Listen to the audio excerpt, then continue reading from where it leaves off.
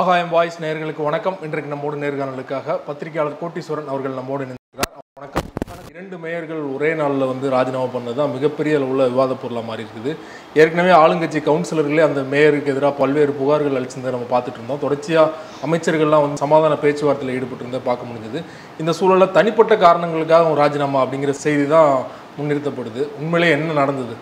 இல்லை, தனிப்பட்ட காரணத்திற்காக ராஜினாமா என்பது அரசியலில் நீண்ட காலமாக சொல்லுகின்ற ஒரு பதில். அப்படின்னா அது தனிப்பட்ட காரணமாக இருக்கிறதுக்கு வாய்ப்பு இல்லைன்ற மாதிரி நம்ம அதை புரிஞ்சிக்கலாம். வேறு என்ன காரணம் இருக்குன்னா, அடிப்படையில் இந்த மாதிரி விஷயங்கள் தலைமை என்ன விரும்புதோ அதை கேட்கக்கூடிய ஒரு நிலைமைக்கு மேயர் அவர்கள் தள்ளப்படுவார்கள். உதாரணத்துக்கு நீங்கள் திருநெல்வேலி எடுத்தாலும் சரி, கோவை எடுத்தாலும் சரி, அந்த மேயர் பதவியில் இருக்கிறவங்களுக்கும் அங்கே இருக்கிற கவுன்சிலர்களுக்கும் பிரச்சனை இருக்குது. சரவணன் அவர்கள் எடுத்துக்கிட்டாலும் சரி, இல்லை கோவையில் எடுத்துக்கிட்டாலும் சரி, அந்த ஒரு கல்பனா அவர்களுக்கு இந்த ஒரு விரிசல் அவங்களுக்குள்ள ஒரு கட்சியை ஒரே கட்சியாக இருந்தும் கூட அந்த கட்சிக்காரர்களோட அந்த மேயருக்கு ஒரு கருத்து வேறுபாடு ஒரு சில விஷயத்தில் வருது, கவுன்சிலர்களுக்கு வேறு மாதிரி கருத்து வேறுபாடு வருது. குறிப்பாக இந்த மேயர் குடும்பத்தை சார்ந்தவர்கள் இல்லை அவங்களுக்கு சம்மந்தப்பட்டவர்கள் ஆதிக்கம் செலுத்துகிறாங்க அன்றாட மாநகராட்சி விஷயங்களில். அதனால் சில பல பிரச்சனைகள்ன்ற மாதிரி செய்திகள்லாம் முன்னாடி வந்துக்கிட்டு இருந்தது. இப்போ செய்தி வந்தது, இது அடிப்படையில் ஒரு பேசுபொருள் இருந்தது. இந்த தேர்தல் முடிந்ததுக்கு பிறகு ஆட்சியாளர்கள் மாற்றப்படுவாங்க, ஐஏஎஸ் அதிகாரிகள் மாற்றப்படுவாங்க, அமைச்சர்கள் மாற்றப்படுவாங்க, ஒரு சில மேயர்களும் மாற்றப்படுவாங்கன்னு ஒரு செய்தி இருந்தது. அப்போ இதில் ஐஏஎஸ் ஆஃபீஸர்ஸ் ட்ரான்ஸ்ஃபரும் ஒரு சிலது வந்திருக்கு. அதாவது அடிஷ்னல் சீஃப் செக்ரட்டரி ரேங்கில் இருக்கிறவங்க, குறிப்பாக சொன்னால் PWD, டபிள்யூஆர்டி, environment ministry, HRNC, tourism, இந்த மாதிரி துறைகள் எல்லாம் மாற்றிருக்கிறாங்க. அதனுடைய நீட்சியாக பார்த்திங்கன்னா மேயர் அவர்களும் மாற்றிருக்காங்க. பட் அந்த அதிகாரிகள் மாற்றப்பட்டது பார்த்திங்கன்னா அது துறை ரீதியாக ரெகுலராக நடந்தது. இங்கே இருக்கிற அதிகாரி இன்னொரு இடம் போகிறார் அப்படின்றது. பட் மேயர் அவர்களை பொறுத்தவரையிலும் பார்த்திங்கன்னா இது பதவி ராஜினாமா. அப்போ அவங்க இனிமேல் மேயராக இருக்க போகிறதில்ல, வேறு ஏதோ மாநகராட்சிக்கு மேயராக போகிறது கிடையாது. அப்போ தலைமை அறிவாலயம் இவர்கள் மீது ஏதோ நடவடிக்கை எடுக்குது, ஒழுங்கு நடவடிக்கை. முன்னாடி நம்ம பேசினப்போ சொன்ன மாதிரி இவர்கள் மீது துறை ரீதியாக சரியாக செயல்படுறதில்ல, ஒரு சில கான்ட்ராக்டரோட இவங்களுக்கு முக்கியத்துவம் கொடுக்குறாங்க அப்படின்ற அந்த குற்றச்சாட்டுகள் செய்தித்தாள்லேயும் வந்திருக்கு ஒரு சிலது. அதே மாதிரி கவுன்சிலர்களே இதையே பிரச்சாரத்தாகவும் பேசியிருக்கிறாங்க, அங்கே இருக்கிற பத்திரிகையாளர்கள்ட்ட பேசியிருக்காங்க. இன்னும் ஒரு போடி மேலே போய் உங்களுக்கு ஒரு சில நேரத்தில் மன்ற கூட்டமே நடக்காத ஒரு சூழ்நிலையெல்லாம் நடந்திருக்கு. உதாரணத்துக்கு திருநெல்வேலிலாம் பார்த்திங்கன்னா பாதி பேர் தான் வர்றது. அதேமாதிரி கோயம்புத்தூர்லையுமே எண்ணிக்கை அதிகமாக வராததுனால அந்த கோரம் என்று சொல்லுவாங்க ஆங்கிலத்தில், இவ்வளோ பேர்னா குறைந்தபட்சம் இருக்கணும் ஒரு ஆளுகின்ற அரசுக்கு, ஒரு மன்றத்துக்கு. அப்போ மாமன்றத்தில் குறைந்தபட்சம் இவ்வளோ கவுன்சில் இருந்தால் தான் ஒரு தீர்மானத்தை போட்டு அந்த தீர்மானத்தின் மீது அவங்க ஒரு ரெசல்யூஷன் அதை பாஸ் பண்ணி அந்த தீர்மானத்தை கவுன்சில் மன்றத்தோட நடவடிக்கைக்கு எடுத்து சொல்லி அதை தான் ஆணையருக்கு அவங்க நாங்கள் மன்றத்தில் இதை முடிவு எடுத்திருக்கோம், இதை நீங்கள் இந்த மன்ற கூட்டம் மூலிமா இதை நாங்கள் உங்களுக்கு ஆணையாக தரோம், நீங்கள் இதை செயல்படுத்துங்க அப்படி மாதிரி தான் இந்த கவுன்சில் மீட்டிங்கெல்லாம் நடக்கும். அந்த வேலையை நடக்காமல் நின்று போயிருக்கு. அப்போது இந்த பிரச்சனை ஐயா திரு நேரு அவர்களுக்கு காதுக்கு போய், அதேமாதிரி தங்கம் தென்னரசு அவர் அங்கே லோக்கல் மினிஸ்டர்ன்ற மாதிரி, அதேமாதிரி கோயம்புத்தூரை பொறுத்தவரையில் அங்கே இருக்கிற முக்கிய அமைச்சர்கள் காதுக்கும் இது போயிருக்கு. இது அறிவாலயம் காதுக்கும் வந்திருக்கு. இந்த மாதிரி மேயர் அவர்களுக்கு கவுன்சிலர் அவர்களுக்கும் முரணாக இருக்குது. இது இப்படியே போச்சுன்னா பிரச்சனை. இது தாண்டி என்ன பண்ணாங்கன்னா நம்பிக்கையில்லா தீர்மானம் மேலே இந்த மேயர்கள் மீது கொண்டு வந்திருக்கிறாங்க. அப்போ என்ன பண்ணிட்டாங்கன்னா இந்த மூத்த நிர்வாகிகள் கூப்பிட்டு பேசி கவுன்சிலர்களை பேசி சமாதானப்படுத்தி, இல்லை நாங்கள் பேசுகிறோம், நாங்கள் சொல்கிறோம் அப்படின்ற மாதிரி சொல்லியிருந்தாங்க. பட் இது ஒன்றும் மாறின மாதிரி தெரியல, எதுவும் சரியான மாதிரி தெரியல. பொறுத்து பார்த்தாங்க, இதுக்கு மேலே இதனால் எதனா பிரச்சனை. அதேமாதிரி கோயம்புத்தூரில் பொறுத்து பார்த்திங்கன்னா அண்ணாமலை அவர்கள் ஒரு சில இடத்துலலாம் வார்டுகளில் அதிகமான வாக்குகள் வாங்கியிருக்காரு. அதுவும் மேயர் அவங்க இருக்கிற தொகுதியிலே திமுக வேட்பாளருக்கு கம்மியாகவும் பாஜக அண்ணாமலை அவர்களுக்கு அதிகமான ஓட்டெல்லாம் வந்திருக்கு. இது ஒரு முக்கிய காரணன்ற மாதிரி பதிவு பண்ணுறாங்க. அப்போ இதெல்லாம் வைத்து பார்க்கும்போது ஸ்டாலின் அவர்கள் அவர் அந்த சாட்டை எடுத்து சுழட்ட ஆரம்பிச்சிருக்கிறாருன்ற மாதிரி புரிஞ்சுக்கலாம். இது இங்கே ஒண்டி ஏதோ பிரச்சனை மற்ற இடத்துல இல்லைன்றது கிடையாது. காஞ்சிபுரத்தில் இந்த பிரச்சனை ஒரு 1.25 வருஷமாக இருக்குது. காஞ்சிபுரத்துலேயும் பார்த்திங்கன்னா இந்த மன்ற கூட்டம் நடக்கும்போது சில பல பிரச்சனைகள் வருது. அங்கேயும் இதே தான், மேயர் எங்களை மதிக்கிறது கிடையாது, அவங்க இஷ்டத்துக்கு அவங்களே பண்ணிக்கிறாங்க, மற்ற வார்டு கவுன்சிலர்களுக்கு வர வேண்டிய திட்டத்தை அவங்க தள்ளி வைக்கிறாங்க. அதாவது எதிர்கட்சிகளுக்கு இதெல்லாம் நடக்கும், ஆளுகின்ற கவுன்சிலர்களுக்கே இதெல்லாம் நடக்குது அப்படின்னு காஞ்சிபுரத்துலேயும் அந்த ஒரு பிரச்சனை இருக்குது. இது இன்னும் நான் இதை ஒரு கூர்ந்து, ஏன்னா இந்த மாநகராட்சி அமைப்புகள் நான் கிட்டத்தட்ட ஒரு 15 வருடம் பார்த்துருக்குறேன். அடிப்படை பிரச்சனை என்னன்னா, பெண்களுக்கு முக்கியத்துவம், பெண்களுக்கு 50% உள் ஒதுக்கீடு இதெல்லாம் கொடுத்தாங்க. இது வெளிப்படையாக பார்க்கும்போது ரொம்ப நல்லா இருந்தது.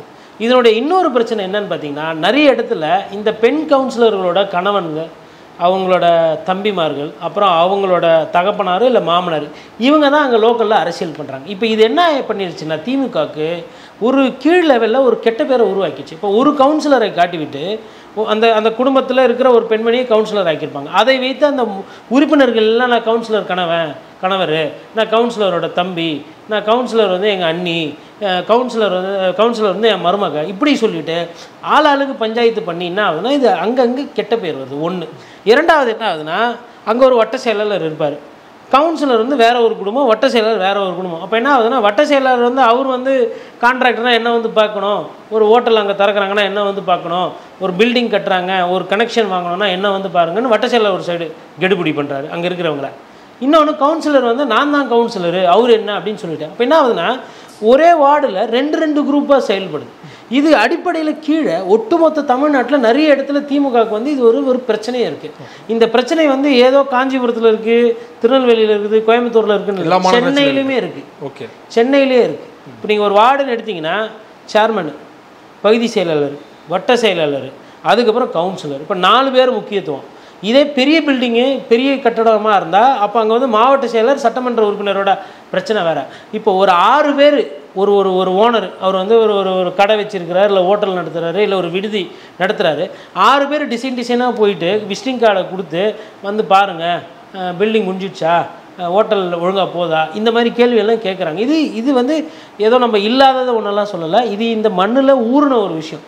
கடந்த காலத்தில் அம்மையார் ஜெயலலிதா காலத்தில் இந்த மாதிரி அதிமுக கவுன்சிலர்கள் இந்த மாதிரி பண்ணாங்கன்னு சொல்லிட்டு 2 முறை கூப்பிட்டு செம டோஸு விட்டு, உங்களுக்கெல்லாம் பதவியே இல்லாமல் பண்ணுவேன், மொத்தமாக கார்பரேஷனே கலைச்சிருவேன், எல்லாம் நடுத்தரில் தான் நிற்பீங்க, உங்களுக்கெல்லாம் வந்து ஒரு பதவி கொடுத்து உட்கார வச்சா ஒழுங்காக ஜனங்க கிட்ட நடந்துக்க தெரியாதான்னு சொல்லிட்டு ரொம்ப கடுமையான சொல்லால் வந்து அவங்க திட்டி அவங்கள வந்து, அதாவது இதுக்கப்புறம் இது சரி ஆகலைன்னா நீங்களாம் என்ன கெதி ஆவீங்கன்னு தெரியாதுன்ற அளவுக்குலாம் கடுமையாக பேசி அம்மையார் ஜெயலலிதா பண்ணியிருக்கிறாங்க. இப்போது அந்தளவுக்கு கடுமையாக வந்து திமுக வந்து கவுன்சிலர்களை கூப்பிட்டு கண்டித்தது போலவோ, இல்லை கடுமையான பொறுப்பு அமைச்சர்கள் சொல்லியிருக்காங்க, நகராட்சித்துறை அமைச்சர் சொல்லியிருக்காரு, முதல்வர் அளவில் வந்து கண்டிப்பாக அறிவுறுத்திருப்பாங்களே, அதே மீறி வந்து அவங்க மோதல் போக்கில் ஈடுபடுறாங்கன்னா தலைமை கட்டுப்படலை அப்படிங்கிறத நான் புரிஞ்சுக்கணும். இல்லை, தலைமைக்கு கட்டுப்படலைன்றது வந்து ஒரு சின்ன வார்த்தை. நீங்கள் தலைமைக்கு கட்டுப்படுங்க, கட்டுப்படாமல் போங்க, அது பிரச்சனை இல்லை. பொதுமக்களை பாதிப்பு உள்ளாகுறீங்க. இல்லை, ஜெயலலிதா அவர்கள் மாதிரி ஸ்ட்ராங்காக பதவி வேணுமா வேணாமா, இல்லை ஒட்டுமொத்தமாக கலைச்சிருவேன் அப்படிங்கிற ஒரு ரீதியில் ஸ்டாலின் அவர்கள் பேசியிருந்தாருன்னா இந்த பிரச்சனையை முடிஞ்சிருக்குமா? இல்லை, அந்த மாதிரி பிரச்சனை யார் மீதுமே நீங்கள் தீவிரமாக எடுக்கலையே. ஓகே, இப்போ காவல்துறையில் ஒரு சில அதிகாரிகள் தப்பு பண்ணுறாங்க, அந்த அதிகாரிகள் வந்து அழகாக ரிட்டையர்மெண்ட் ஆகிறத பார்க்குறோம். ஒருத்தர் பல்லு பிடுங்குறாரு, பல்லாக போகுது, அப்புறம் அவரை வந்து நடவடிக்கை எடுக்கணும், இது மனித உரிமை அது இதுன்னெலாம் பேசப்பட்டோம். அந்த அதிகாரி அதே பதவியில் இன்னும் நல்லா பிரச்சனை இல்லாமல் தான் இருக்கிறாரு. தூத்துக்குடி ஸ்டெர்லைட்டு அதிமுக காலத்தில் ஆச்சு, குறியை சுடுற மாதிரி உயிர் சுட்டாங்க. அந்த காவல்துறை மீது இருக்கிறவங்க மீது எந்த நடவடிக்கையும் பெருசாக இப்போ வழக்கு பதியப்பட்டு எடுத்த மாதிரி தெரியல. ஃபெலிக்ஸ் ஜெரால்டு அந்த கேஸில் எங்கே தீர்ப்பு வந்திருக்கா, தண்டனைக்கு போயிருக்கா, கோர்ட்டு அந்த இறுதிக்கட்ட இடத்துக்கு போயிருக்கா காவல்துறை மீதுன்னு அது வரல. பாலியல் தொந்தரவு கொடுத்துருக்குறாங்க ஒரு சில அதிகாரிகள், மூத்த அதிகாரிகளே கொடுத்துருக்குறாங்க. அதுக்கு எதனா ஒரு முற்றுப்புள்ளி வந்திருக்கா, அதில் எதனா கோர்ட்டுக்கு போய் முடிவான தீர்ப்பு வந்திருக்கா, அதில் நீதி கிடச்சிருக்கான்னா அதுலேயும் கேள்விக்குறியில. அதுக்கப்புறம் மேல் பாதி சாதிய ரீதியாக ஒரு சில பிரச்சனை, அதுக்கப்புறமா மலத்தை வந்து தொட்டியில் கலந்துருக்காங்க, சாணியை கலந்துருக்காங்க, அதில் நடவடிக்கை எங்கள் காவல்துறை இல்லை, அதாவது வேலையை சரியாக செய்யலை. இப்போ நம்ம பேசிக்கிட்டு இருக்கிற நேரத்தில் கூட திருப்பியும் வந்து ஏதோ கள்ளச்சாராயம் வந்து ஒரு சில இடத்துல வந்து போயிருக்கு, ஒருத்தர் மருத்துவமனையில் சேர்த்துருக்காங்க, இறந்துட்டாருன்னு அன்புமணி ராமதாஸ் ஒரு அறிக்கை விட்டுருக்காரு. அப்போ காவல்துறை மீது எதுவும் நடவடிக்கை இல்லை. அதே மாதிரி அமைச்சர் மீதும் ஒரு சிலர்கள் மீது குற்றச்சாட்டுகள் வந்து, சட்டமன்ற உறுப்பினர் வந்து ஒருத்தர் போயிட்டு தாம்பரத்தில் போயிட்டு ஒரு கம்பெனிலேயே வந்து வீடியோவே வந்தது, இவர் வந்துட்டு ஸ்கிராப்பு இதெல்லாம் எங்களுக்கு கொடுங்க அப்படின்னு கேட்டார், கம்பெனியை நிர்பந்தம் பண்ணுறாரு, மிரட்டுறாரு, உருட்டுறாரு. அதுக்கும் எதுவும் இல்லை. சென்னை மாநகராட்சி கவுன்சிலர் எலெக்ஷன்லேயே எஃப்ஐஆர் போடப்பட்டு இவர் குற்றவாளி குற்றம் சாட்டப்பட்டவர்களுக்கு சீட்டு கொடுத்துருக்குறாங்க. அதுக்கு வந்து போலீஸ்லேருந்து என்ஓசி வாங்கி கொடுத்து சீட்டு நின்றவங்களாம் இருக்கிறாங்க. அப்போ இப்படி இருக்குங்க. இது இருக்கும்பொழுது இவர் வந்து ஃபுல்லாக ஆக்ஷன் எடுத்திருக்காரு, சாட்டையை எடுத்திருக்கிறாரு, சொல்லிட்டு இருக்கிறாரு, நம்ம அப்படி அந்த புரிதலுக்கு போக முடியாது. சும்மா வாய் வார்த்தையில் இரும்பு கரம் கொண்டு அடக்குவேன்னு சொல்கிறது அது ரியாலிட்டியில் பண்ணல. இல்லை, கட்சி ரீதியாக அது கட்சிக்காரர்கள் சொல்லுவாங்க. ஓகே, நீங்கள் சொல்லுங்கள், அந்த லூஸ் டங்குன்னு வாங்க, இல்லை வார்த்தைகளில் அனாவசியமாக பயன்படுத்துறது அப்படின்ற அந்த பிரச்சனை இன்றைக்கி திமுகவில் கீழே இருக்கவங்களுக்கு மேலே இருக்கவங்களுக்கு இருக்க தானே செய்யுது.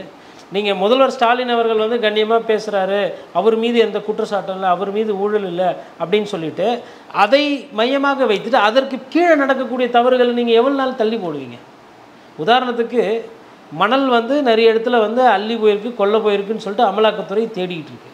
அவங்க வந்து உங்களுக்கு சேட்டலைட் இமேஜ், ஜியோ பொசிஷனிங் சிஸ்டம்லாம் வச்சு கரெக்டாக பின் பாயிண்ட் பண்ணி பார்த்தா மணல் இவ்வளோ காணுன்றாங்க. இப்போ இதெல்லாம் வந்து வந்து ஒரு ஒரு ஒரு தலைவலி இல்லையா அரசாங்கத்துக்கோ இல்லை ஆளுகின்ற அரசுக்கோ? இது ஒரு பிரச்சனையை கொண்டு போகும். சரி, இதுவாச்சும் வந்து மேலிடத்துல இருக்குது, அது என்ன ஏதுன்றது விசாரிக்கணும்.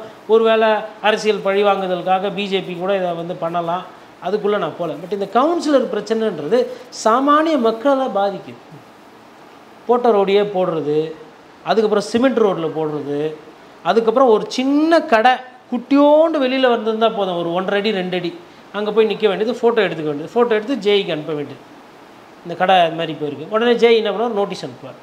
அதாவது ஒரு மக்கள் வந்து நம்ம மக்கள் அவங்க தப்பு பண்ணுறாங்க, கடை இது மாதிரி பண்ணுறாங்க, நைட் அதே மாதிரி நைட்டில் கடை நடத்தணும் கொள்ளணும். அதாவது அரசாங்கம் வந்து அட்டவணை போட்டது, ஜியோ கொடுத்தாங்க, நீங்கள் வந்து நைட்டில் கூட கடை நடத்திக்கலாம் கொள்ளலான்ட்டு. நீங்கள் போய் கடைக்காரர்கள்கிட்டலாம் கேட்டுக்கலாம், உங்களுக்கு நைட்டில் வியாபாரம் பண்ணுறதுக்கு உங்களுக்கு நிம்மதியாக விடுறாங்களான்னு. கிடையாது, காவல்துறை போய் நிற்குது. ஒன்றும் காவல்துறை எதுவும் கெடுபிடி பண்ணல கொள்ளலைன்னா அங்கே இருக்கிற கட்சிக்காரர்கள் போய் தலைவலி கொடுப்பாங்க. இது பிரச்சனை கிடையாது. இதை விட இன்னொரு பிரச்சனை இருக்குது. இந்த கூட்டணி கட்சி இருக்கிறாங்க பாருங்கள், ஆனால் திருமாவளவனுக்கு இது எந்தளவுக்கு தெரியும்னு தெரியல. ஆனால் அந்த கட்சிகள் விசிட்டிங் கார்டை போட்டுக்கிட்டு எங்கே கட்டட வேலை நடந்தாலும் அவங்களும் போய் விசிட்டிங் கார்டை கொடுக்குறாங்க. அப்போ அவங்களும் கொடுத்துட்டு என்னங்க வயலேஷனுக்கு தான் அதாவது அது சொல் பேச்சு கேட்கலன்னா என்ன பண்ணுவாங்கன்னா பெட்டிஷன் போட்டுருவாங்க. மொட்டை பெட்டிஷனும் இல்லை போட்டுட்டு, இந்த இடத்துல வந்து இந்த மாதிரி கட்டடம் வருது, இந்த இடத்துல வந்து இந்த கடை இது மாதிரி நடக்குது அப்படின்னு சொல்லி ஒரு பெட்டிஷன் போட்டுருவாங்க. உடனே என்ன பண்ணுவாங்க, அதிகாரி ஆக்ஷன் எடுக்கலன்னு வச்சுக்கோங்களேன், அதிகாரியை போய் ப்ரெஷர் போடுறது. இதெல்லாம் இருக்குது. இது எப்போ மாறுதோ அப்போ தான் வந்து நீங்கள் வந்து ஒரு ஒரு ஒரு ஒரு நல்ல ஆட்சி, முழுமையான ஒரு நல்ல ஆட்சின்ற மாதிரி நம்ம வர முடியும். அப்போது நீங்கள் வந்து மேயர் இப்போ பாதியில் மாற்றுறீங்க, ராஜினாமா பண்ணுறீங்கன்னா, அப்போ அன்றைக்கி நீங்கள் எடுத்த சாய்ஸு சரியில்லைன்னு தானே அர்த்தம். இப்போ மாசு இருந்தாருங்க மேயராக, அவர் இன்றைக்கி இப்போ ஹவுஸ்டன் போயிருக்காரு, அமெரிக்காவில் சுற்றுறாரு, இங்கிலாந்து போகிறாரு, போகிற இடத்துலலாம் அங்கே இருக்கிற மேயரை பார்க்குறாரு. நான் வந்து பழைய மேயராக இருந்தேன், இப்போ அமைச்சராக இருக்கேன், தமிழ் ஆராய்ச்சிக்கு வந்து நீங்கள் வந்து இங்கே வந்து ஒரு சேர் ஒன்று போடுங்க அப்படின்னு அங்கே இருக்கிற பல்கலைக்கழக முதல்வர் டீன் எல்லாம் பார்க்குறாரு. ஹாஸ்டனில் பார்க்குறாரு, டெக்ஸஸில் பார்த்துருக்காரு, நியூயார்க்கு, எங்கே போனாலும் சரி அந்த ஊரில் வந்து தமிழர்களுக்கு ஒரு ஒரு ஒரு ஆராய்ச்சி சேர் ஒன்று கொண்டு வாங்க, இல்லை இது பற்றி பேசுகிறதுக்கு ஒரு ஒரு கருத்து விவாதம் ஒன்று நடத்துங்க அப்படின்னு சொல்லிட்டு போகிற இடத்துலலாம் தமிழக முதலமைச்சர் ஸ்டாலின் வந்து தமிழ் வந்து வாழணும், தமிழர்கள் நல்லா இருக்கணுன்ற மாதிரி பிரச்சாரம் பண்ணி நல்ல பேரை எடுத்து கொடுக்குறாரு. இதுவும் ஒரு எடுத்துக்காட்டு. கடந்த காலத்தில் வந்து கோசி மணி அவர்கள் இருந்தார், உள்ளாட்சித்துறை அமைச்சராக இருந்தார், ஒரு ஒப்பற்ற மனிதராக இருந்தார். அவரால் எந்த விதமான பிரச்சனை சர்ச்சை, ஒரு உள்ளாட்சியில் வந்து ஒரு கெடுபிடி இருக்குது, காசு நிறைய கேட்குறாங்க, டிரான்ஸ்ஃபருக்கு, அந்த மாதிரி பிரச்சனைகள்லாம் எதுவும் இல்லாமல் ஒரு எடுத்துக்காட்டான ஒரு ஒரு அமைச்சராக இருந்தார் கோசி மணி. அதே மாதிரி ஆர்எஸ் பாரதி அவர்கள் கூட பார்த்திங்கன்னா, நீங்கள் மைக்கு முன்னாடி அவர் வந்து பேசி சர்ச்சைக்கு ஆகிறார் அடிக்கடி. ஆனால் ஒரு சேர்மனாவோ ஒரு கவுன்சிலராக பார்த்தீங்கன்னா அவர் மீது பெரிய குற்றச்சாட்டு முந்த காலத்தில் இல்லை, ஆனால் இன்றைக்கி சர்ச்சையில் வர்றார். அப்போ இந்த சர்ச்சைகள் எல்லாம், இந்த பிரச்சனைகள் எல்லாம் வந்து அவங்க கரெக்டாக கவனித்து பார்க்குறாங்களான்றது ஒரு சந்தேகம். இப்போ இந்த சென்னைக்கு வரும். சென்னையை பொறுத்தவரை மேயர் பிரியா அவர்கள் வந்து, நீங்கள் யாருன்னா திமுகவில் இருக்கவங்களே போய் கேளுங்க, ஸ்டாலின் அவர்கள் மேயராக இருந்தார், அப்போ குப்பைகள் வந்து எவ்வாறு வாரப்பட்டது, எந்தளவுக்கு சுத்தமாக இருந்தது. எப்போ பீச்சுக்கு வந்து அப்போ வந்து அவங்க பீச்சில் அந்த மண்ணெல்லாம் வந்து சலிப்பாங்க, அந்த குப்பையெல்லாம் எடுப்பாங்க, ஒரு ஒழுங்கு பண்ணி வச்சுருந்தாங்க. அப்போ தான் அந்த ஓனிக்ஸ் நிறுவனம் வந்தது, சிஎஸ் ஓனிக்ஸ் சொல்லிட்டு சிங்கப்பூர் கம்பெனியை வைத்து குப்பலாம். அதுக்கப்புறம் வந்து மாநகர தந்தையாக வந்து மா சுப்பிரமணியன் வந்தார். அப்போ தான் வந்து அந்த செவர்லலாம் வந்து பெயிண்டெல்லாம் அடித்து சுவரொட்டிலாம் ஒட்டக்கூடாது, அதேமாதிரி பர்த் சர்டிஃபிகேட் டெத் சர்டிஃபிகேட்லாம் காசு வாங்கிட்டு பண்ணுறாங்க, அது காசு வாங்காமல் ஆன்லைனில் அப்டேட் பண்ணிவிட்டு ஆன்லைன்லேருந்து நீங்கள் பிரிண்ட் அவுட் எடுத்துக்கலாம், யாரும் லஞ்ச லாவணியம் கொடுக்கூடாது. அதேமாதிரி சுடுகாட்டில் இருக்கிறவங்களுக்குலாம் வந்து மயான பாதுகாப்பாளர்கள்னு சொல்லிட்டு பேரை மாற்றி அந்த அவர்களை வந்து வெட்டியான் என்று நீங்கள் அழைக்கக்கூடாது, அது வந்து நாகரிகம் குறைப்பாக இருக்குன்னு சொல்லிட்டு அவர்களை வந்து ஒரு மாநகராட்சி ஊழியர்களாக மாற்றி காசு கொடுக்காமல் நீங்கள் வந்து ஒரு பண்ணுங்கன்னு முயற்சியெல்லாம் எடுத்தாங்க. அது முழுசாக மாறிடுச்சா, காசு வாங்கலை, எல்லாம் ஃப்ரீ அப்படின்னு நம்ம சொல்ல முடியாது. இன்னும் அது ஒரு சில இடத்துல அந்த தப்பு நடக்க தான் செய்யுது. அஸ்திக்கு வந்து இவ்வளோ காசு கொடுத்தா தான் அஸ்தி கொடுப்பேன்னு சொல்லிட்டு கலாட்டாவே பண்ணுறாங்க. இது செய்திகளாகவும் வருது. இப்போ இங்கே பிரச்சனை என்ன, அடிப்படை பிரச்சனைனா, முந்தைய காலங்களில் செய்தித்தாளில் ஒரு செய்தி வந்துச்சுன்னா அந்த செய்தியை பார்த்துட்டு அரசாங்கம் வந்து நடவடிக்கை எடுக்கும். இந்த செய்தி வந்திருக்கு, இது செய்தி உண்மை அப்படின்னா தப்பு பண்ணவங்க மீது நடவடிக்கை, இந்த செய்தி தப்பு அப்படின்னா அந்த பத்திரிகைக்கு நோட்டீஸு, எப்பா நீ இது மாதிரி எழுதியிருக்கேன், உன் நிருபர் போடுற மாதிரி சொல்லியிருக்கேன், உன் நிருபர் கரெக்டாக சொன்னாரா, தரவுகள் எங்கே என்ன எது கேட்பாங்க, கேள்வி கேட்பாங்க. அப்போ அந்த நிருபர்களுக்கும் வந்து ஓகே நம்ம கரெக்டாக வேலை பார்க்க ஒரு பயம் இருக்கும். அப்போ யார் தப்பு பண்ணாலும் தட்டி கேட்டுட்டு இருந்த மாதிரி இருந்தது.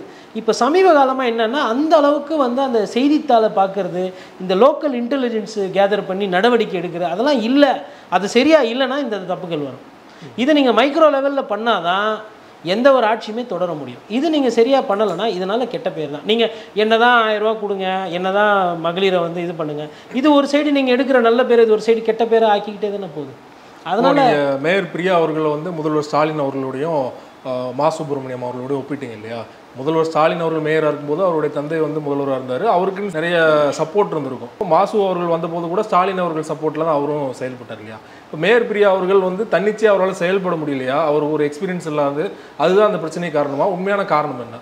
ஐயா சேகர்பாபு வந்து பேக்கப் பண்ணுறாரு, அவர் முக்கியத்துவம் கொடுக்குறாரு, எங்கே போனாலும் வாங்க மேயர்ன்றாரு, கூடவே இருக்கிறாங்க.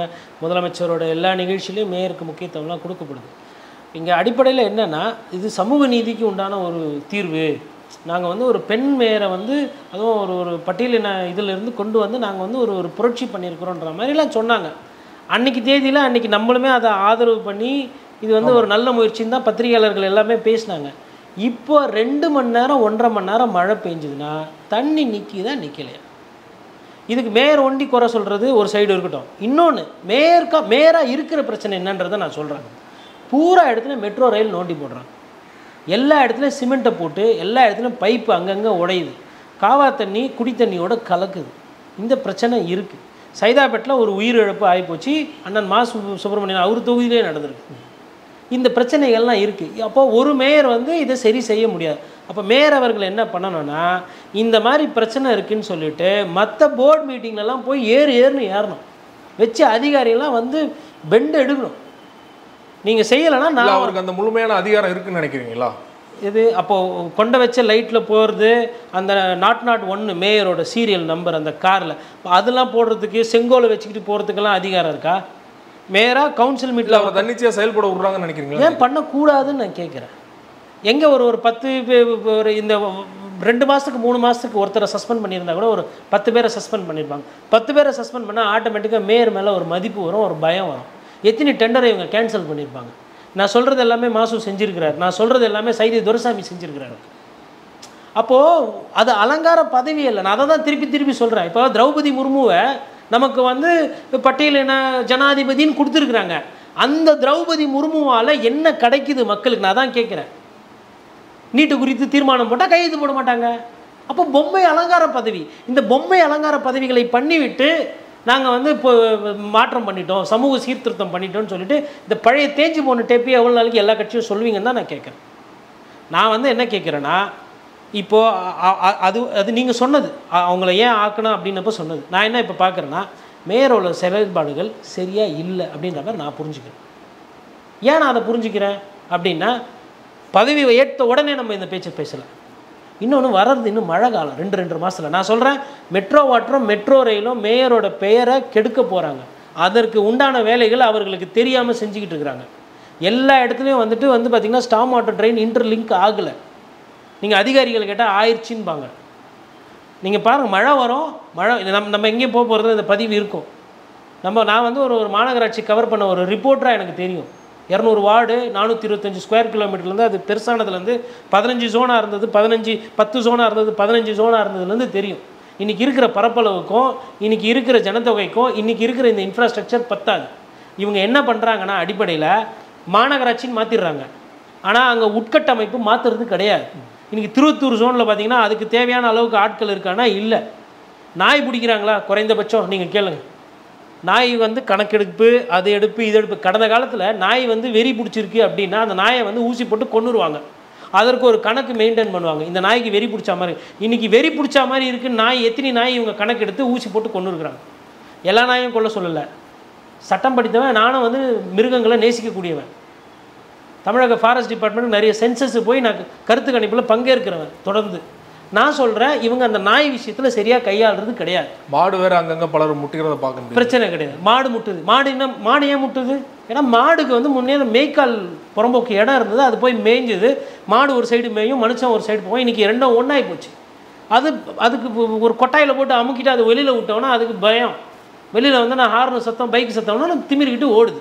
இதுதான் பிரச்சனை. அப்போது ஒரு சைக்காலஜிக்கலாக என்னென்ன பிரச்சனை வருது, ஈக்காலஜிக்கலாக இயற்கை ரீதியாக என்னென்ன பிரச்சனை வருது, அதுக்கப்புறம் அதிகாரிகளாலும் கவுன்சிலர்களால் என்னென்ன பிரச்சனை வருது, இதெல்லாம் நீங்கள் கணக்கிட்டு பார்த்து சரி செய்தால் தான் சிட்டியோட அந்த அட்மினிஸ்ட்ரேஷன், நகராட்சியோட அந்த அதிகாரத்தை வந்து நீங்கள் சிறப்பாக செய்ய முடியும். வருஷம் கைட்லைன் வேல்யூ ஏற்றிட்டு ஸ்கொயர் ஃபீட்டுக்கு எக்ஸ்ட்ரா போட்டுட்டு போகிற வர பைக்குக்கு சார்ஜ் சேர்த்துட்டா வந்து நகராட்சி அமைப்பு ஒழுங்காக நடக்காது. இதில் வந்து கவனம் செலுத்தணும். இதை சரியாக பண்ணுறதில்ல. இன்னொன்று, இந்த பிளாட்ஃபார்ம் ஓரெல்லாம் போய் பாருங்கள், கிரனைட்டில் போட்டு ஃபுட்பாத்து போடுறாங்க. நீங்கள் கிரனைட்டு போட வேண்டிய இடத்துல போடுங்க. சொறி நாய் அங்கே படுத்து தூங்கிட்டு இருக்குது. ஸ்டீலில் போடுறாங்க. நான் என்ன கேட்குறேன்னா, நிறைய பேர் வீட்டுக்கு கூரை தான் இருக்குது. இன்னும் ஊர்லெல்லாம் நிறைய பேர் இன்னும் தகுடு ஷீட்டில் தான் இருக்கிறாங்க. ஜனங்க குடியிருக்கிறதே தகுடு ஷீட்டில் இருக்கும்போது ஒரு அரசாங்கம் ஒரு கொள்கை ரீதியாக எதுக்கு நீங்கள் ஸ்டெயின்லெஸ் ஸ்டீலில் கைப்பிடி போடுறீங்க? எந்த பணத்தை எங்கே செலவு பண்ணுறோன்னு இருக்கு இல்லையா? யாரோ ஒரு டிசைனர் அழகாக பிரம்மாண்டமாக கொடுத்தா உடனே ஏற்றுக்கிறீங்க. மரம் செடி வைங்க, அதுக்கு தண்ணி ஊற்றுங்க, அப்படி செலவு பண்ணுங்க. பூமி தண்ணிக்கு போகும். எல்லாமே சிமெண்ட்டு எல்லாமே ஸ்டீலுன்னு போட்டால் அப்போ என்ன? அது கான்ட்ராக்டரை பணக்காரர் ஆக்குறது அந்த திட்டம் தானே. கடந்த காலத்தில் ஸ்மார்ட் சிட்டின்னு சொல்லிட்டு எங்கள் ஐயா எடப்பாடி பழனிசாமி இதை தானே பண்ணார். இதை பண்ணி தானே எல்லா இடமும் தண்ணி நின்றுது. டி நகர் மாற்றிச்சே. நம்ம கூட அன்றைக்கி விமர்சனம் பண்ணோமே. இன்றைக்கி நம்ம என்ன பண்ணி வச்சுருக்குறோம்? நிற்காத இடத்துலலாம் தண்ணி நிற்க போகுது. ஏன்னா மழை இப்போலாம் கொஞ்சமாக பெய்யறதில்ல. க்ளவுட் பஸ்டிங்னு சொல்கிறாங்க. வெடித்து சேர்த்த மாதிரி பெய்யுது. ஷார்ட் ஸ்பேனில் அதிகமாக மழை பெய்யுது. அதுக்கு ஏற்ற மாதிரி கிளைமேட் சேஞ்ச் அட்ரஸ் பண்ணி போகிறாங்களான்னா போகிறது இல்லைன்றது என்னோட புரிதல். இதற்கு வந்து மேயர் அவர்கள் வந்து இன்னொன்று இனிமேல்ட்டு வந்து மேயர் அவர்களை இந்த எல்லா நிகழ்ச்சிக்கும் கூப்பிட்றத கொஞ்சம் தவிர்த்தாங்கன்னா நல்லாயிருக்கும். யோசிச்சு பாருங்கள், சட்டமன்றம் கூப்பிடுதுன்னா அங்கே போய் நிற்கணும். உதயநிதி ஸ்டாலின் போகிறாருன்னா அங்கே போகணும். நேரு ஒரு நிகழ்ச்சினா அங்கே போகணும். அது இல்லாமல் மாநகராட்சி நிகழ்ச்சினா அங்கே போவோம். அப்போது ஆய்வு பண்ண எங்கே நேரம்? மக்களோட குறை கேட்க எங்கே நேரம்? அவரை வந்து கூப்பிடலன்னா கூட வந்து நீங்கள் அவரை புறக்கணிக்கிறீங்களா அப்படிங்கிற ஒரு குரல் வரும். அதெல்லாம் வேணாம். அவங்க நல்ல பேர், அதை சஸ்பென்ஷன் பண்ணலாம். அவங்க வந்து மக்கள் குறை கேட்கலாம். இல்லை வந்து காலையில் எழுந்து ஒரு வார்டாக வந்துட்டு வண்டியில் போய் ஆய்வு பண்ணலாம்.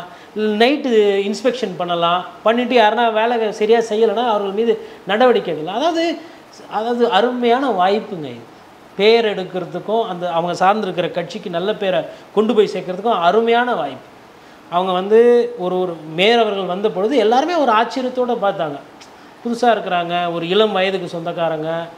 பார்க்கும்போது மேயர் வந்து செய்வாங்க, நான் பண்ணுறேன், அதான் சாமானியமாக இருக்குது அவங்க பேசுகிற பேச்சு. ஆனால் நடவடிக்கை எங்கே?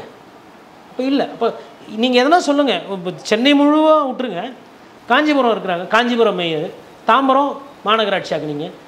என்ன ஒரு உதாரணமான ஒரு திட்டம் எதனா ஒரு ஐஎஸ்ஓ ஒரு பள்ளிக்கூடம் வந்து ஐஎஸ்ஓ தர வாழ்ந்திருக்கு. இந்த பள்ளிக்கூடத்தில் படித்த மாணவர்கள் சர்வதேச அளவில் ஏதோ ஒரு வெற்றி பெற்றிருக்கிறாங்க. முன்னாடி கார்ப்பரேஷன் கமிஷனர் ராஜேஷ் லக்கானி இருக்கும்போது ஸ்விம்மிங் கோச்சிங் கொடுப்பாங்க. நேஷ்னல் லெவலில் அந்த பசங்க போய் முனியாண்டின்னு நினைக்கிற ஒரு கோச்சு பேர் நேஷ்னல் லெவலில் மெடல்லாம் ஜெயிச்சிருப்பாங்க. இந்த மாதிரிலாம் இருந்ததுங்க. இதெல்லாம் வரலாறு. இப்போ இன்றைக்கி அப்படிலாம் இருக்கானா? இல்லை. அப்போ இதெல்லாம் கூர்ந்து கவனிக்கணும். இதில் என்னென்ன வேடிக்கை, ஐயா ஸ்டாலின் அவர்களுக்கு இது நல்லா தெரியும். இது வந்து அவர் உள்ளாட்சித்துறை அமைச்சராக இருந்திருக்கார், மேயராக இருந்திருக்கார்.